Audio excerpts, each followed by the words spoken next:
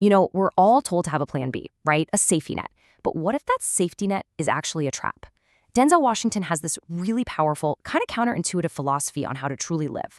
So let's dive into his guide to taking risks, dealing with failure, and finding your ultimate purpose. Okay, so it all starts with this one big idea. The idea that a meaningful life, a worthwhile life, isn't found by playing it safe. It's found by getting out there and taking real risks. It's a bold way to start, and it's pretty much the foundation for everything else we're about to unpack. And that leads us to his first big concept, one that completely flips a piece of common advice on its head. He calls it falling forward. I mean, you've heard this 1,000 times, haven't you? From your parents, your teachers. Always have something to fall back on. It's supposed to be comforting advice. But Denzel comes along and asks a really tough question. What if that safety plan is the very thing that's holding you back from what you're truly meant to do? So, here's the difference in a nutshell. Falling back, well, that's about safety. It's about settling for the known. But falling forward, that's a whole different mindset. That's about learning. It's about taking chances. And even if you fall flat on your face, as Denzel says, at least you see what you're going to hit. It's a choice between a life that's just kind of safe versus a life that's full of passion. And to really drive this point home, Denzel brings up this powerful quote from Nelson Mandela. Basically, playing small doesn't do anyone any good, especially not you. The goal isn't just to coast through life. It's to live up to every ounce of potential you have. Okay, but let's be real. If you're going to take all these risks, if you're really committed to falling forward, then you have to be ready for one thing that's absolutely going to happen: failure. You got to have the guts to embrace it. And notice, this isn't a maybe, it's a guarantee. Denzel is so direct here. He says you will fail, you will lose, you will embarrass yourself. And you know what? You're going to suck at something. The key isn't to try and avoid all that, it's to accept it, to embrace it. Why? Because it's coming no matter what. Check out this number, 2,600. That's a huge number, right? What do you think it is? Well, that's how many times the baseball legend Reggie Jackson struck out. I mean, that's not just a lot. It's the most in the entire history of the sport. But here's the thing, nobody talks about that. We don't call him the king of strikeouts. We remember the home runs. All those failures, all those strikeouts, they weren't the story. They were just the price he had to pay for greatness. Or what about this one? 1,000. Any guesses? That's how many experiments Thomas Edison conducted that failed when he was trying to invent the light bulb. But you see, he never thought of them as failures. For him, it was just a 1,000-step process.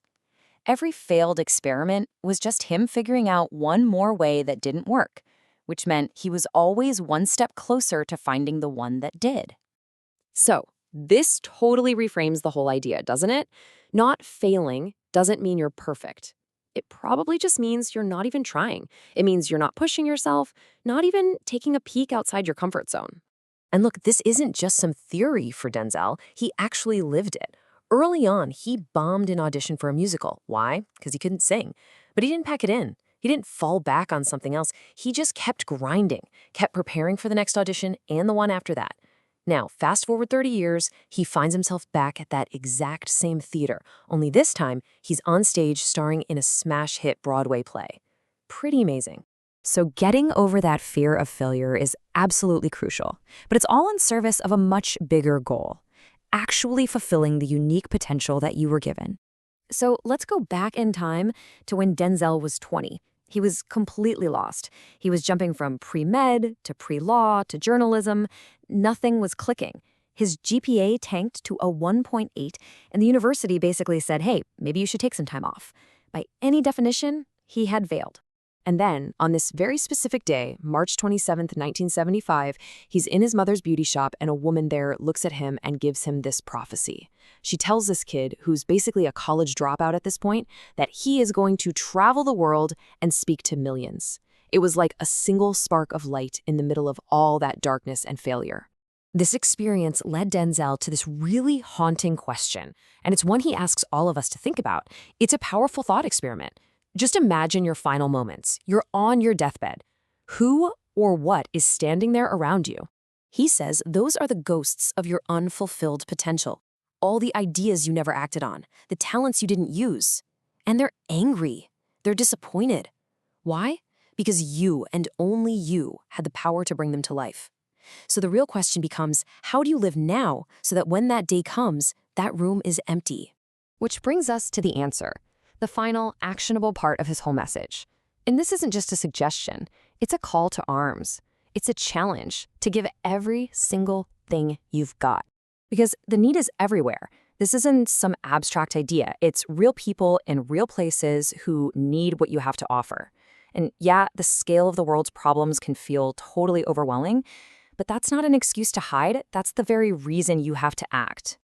So the question really isn't about what other people have. It's about you. What are you going to do with what you have?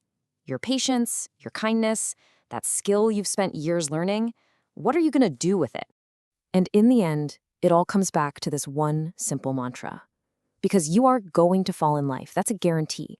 The only real question is how you fall. Are you going to fall back into safety and maybe even regret? Or are you going to fall forward into the next lesson, the next opportunity, the next evolution of you? Fall forward.